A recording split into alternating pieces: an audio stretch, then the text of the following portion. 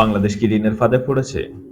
একটি পরিবারের কথা কল্পনা করুন, যাদের মাসে আয় হচ্ছে 50,000 টাকা, কিন্তু তাদের খরচ হচ্ছে 60,000 টাকা। কি করবে তারা? ধার নেবে, প্রথমে আত্মীয়দের কাছ থেকে, তারপর ব্যাংক থেকে, তারপরে ক্রেডিট কার্ড। এখন প্রশ্ন হচ্ছে, এই পরিবার কি দেউলিয়া? না, যদি তাদের ভবিষ্যতে আয় বাড়ে। ঠিক এই জায়গাতে দাঁড়িয়ে আছে বাংলাদেশ। বাংলাদেশ সরকারের মোট ঋণ এখন 21 লক্ষ কোটি টাকার মতো। শুনতে ভয়ঙ্কর লাগছে, তাই না? কিন্তু পুরো গল্পটা এখানে শেষ না। ঋণ দুই ধরনের, এক দেশীয় ঋণ, দুই বিদেশি ঋণ। বিদেশি ঋণের বড় অংশের নাম হচ্ছে world bank, Asian development bank এবং ইন্টারন্যাশনাল মনিটরি ফান্ডের মতো সংস্থা থেকে। এগুলো সাধারণত কম সুদে এবং দীর্ঘমেয়াদী শোধ করতে হয়। তাহলে সমস্যা কোথায়? সমস্যা ঋণে না, সমস্যা হলো ঋণ নিয়ে আমরা কি করছি। যদি ঋণের টাকা দিয়ে কারখানা হয়, বন্দর হয়, বিদ্যুৎ কেন্দ্র হয়, রপ্তানি বাড়ে, তাহলে ঋণ আশীর্বাদ।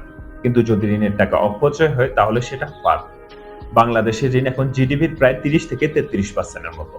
মানে দেশের মোট আয় যত, তার 3/1 অন্য উন্নত দেশের সাথে যদি তুলনা করেন, তাহলে অনেক উন্নত দেশে এর হার 70 থেকে 80%, এমনকি 100%ও ছাড়িয়েছে। অর্থাৎ বাংলাদেশ এখনো বিপদের লাইনে দাঁড়িয়ে নেই। কিন্তু ঋণ দ্রুত বাড়ছে, আর ডলারের চাপও বাড়ছে। আসল ঝুঁকি হচ্ছে ডলারে, কারণ বিদেশি ঋণ শোধ করতে হয় ডলারে। যদি রপ্তানি কমে যায়, যদি রেমিটেন্স কমে যায়, যদি রিজার্ভ কমে যায়, তাহলেই চাপ বাড়বে। এখানেই ভবিষ্যতের পরীক্ষা। বড় প্রশ্ন হচ্ছে, বাংলাদেশ কি শ্রীলঙ্কার মতো হবে? উত্তর হচ্ছে না। যদি আমরা আয় বাড়াতে পারি, যদি আমরা উৎপাদন বাড়াতে পারি, যদি আমরা অপচয় কমাতে পারি। একটি দেশ শক্তিশালী হয় তখনই যখন তার মানুষ উৎপাদনশীল হয়। বেশি রপ্তানি, বেশি শিল্প, বেশি উদ্যোক্তা, কম দুর্নীতি, বেশি দক্ষতা। ঋণ সমস্যা না, আয় না বাড়ানো সমস্যা। আজ বাংলাদেশ ঋণ নিয়েছে উন্নয়নের জন্য। আগামীকাল এই ঋণ আশীর্বাদ হবে নাকি বোঝা, সেটা নির্ভর করছে আমাদের কাজের উপর। দেশ মানে শুধু সরকার না, দেশ মানে তুমি, দেশ মানে আমি।